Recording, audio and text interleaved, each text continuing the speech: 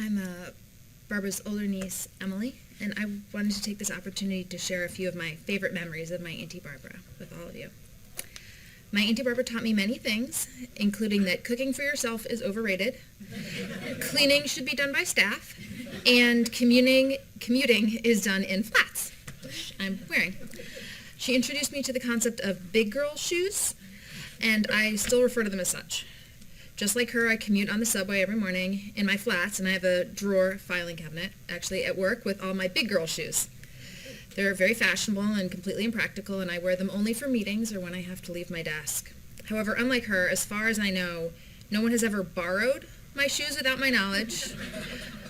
And it might be a location thing. I'm thinking that New Yorkers are much more fashionable than Washingtonians, even the civil servants. And even though we lived in Bethesda growing up, I got to see my Auntie Barbara quite frequently.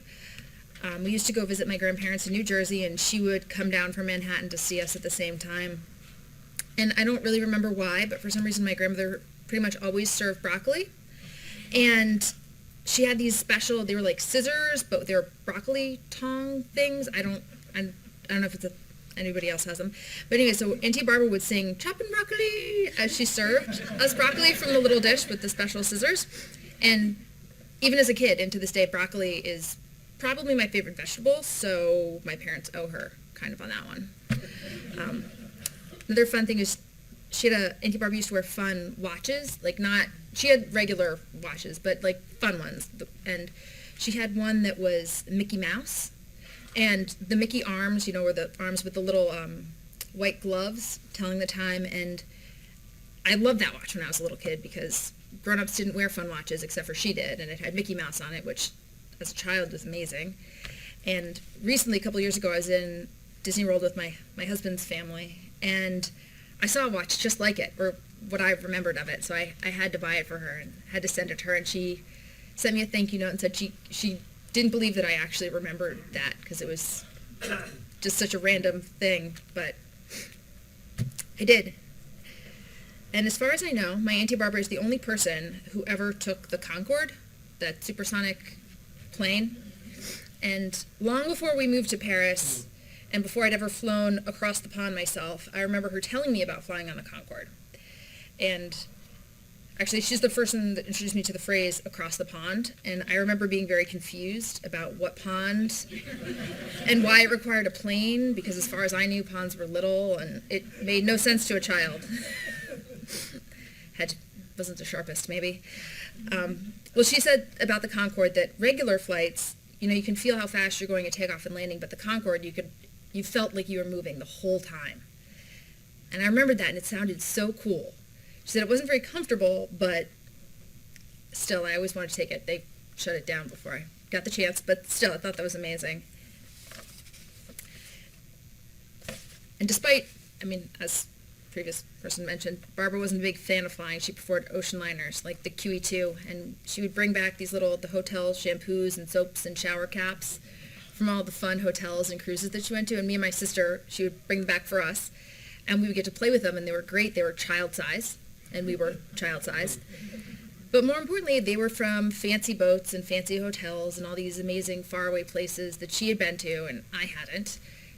And the whole idea of going all over the world on a giant ship just seemed like a wonderful adventure that she had gone on, and one that I wanted to go on someday as well. My Auntie Barbara not only unfailingly sent birthday cards to me, and then later my husband, but she is the only person I think I will ever know who sends not only first anniversary, but also second and third anniversary gifts for somebody else's wedding. They were sort of surprised. Her thoughtfulness and generosity and her ability to find clever cards, many featuring cats, never failed to surprise and amaze me. Although after all these years, it really shouldn't have come as a surprise, but it was still an unexpected reminder that you were loved. After the birth of my daughter last summer, she sent us an almost constant stream of gifts, both large and small, for baby Catherine. And for someone who did not have children, she seemed to constantly find herself in stores that had lovely things for children, at least if her claims that she just happened to be in a store and saw this and thought of Catherine are to be believed. Like my Auntie Barbara, I am a proud cat lady. Like her, I cannot resist watching and sharing a good cat video on YouTube, and I also gravitate to greeting cards featuring cats. In fact, all of the women on both sides of my family are cat people. My cousin Jessie, who only met Barbara a handful of times, would share pictures and videos of her cat Seamus snuggling her newborn son Teddy with Barbara. She would email them to her completely independently of me. I would get the emails forwarded to me by Jessie after they had gone back and forth a few times. So, after she passed away, her kitty Nina, who you saw in the pictures, came to live with my parents, who are also cat people. And one day, while I was over at their house, I was putting my daughter Catherine on my parents' bed, lay her down for something, and Nina jumped up on the table, or on the bed rather, and started sniffing Catherine's head, and Catherine was enthralled. She loves cats, and our cat is a bit skittish and is very wary of her, but Nina wasn't. And before I could catch myself, I grabbed my phone to take a picture to send to Barbara. I know I can't send her that picture, but in the moment I forgot why Nina was there and only thought of how much she would enjoy seeing her kitty sniff at her great-niece's head. Sorry.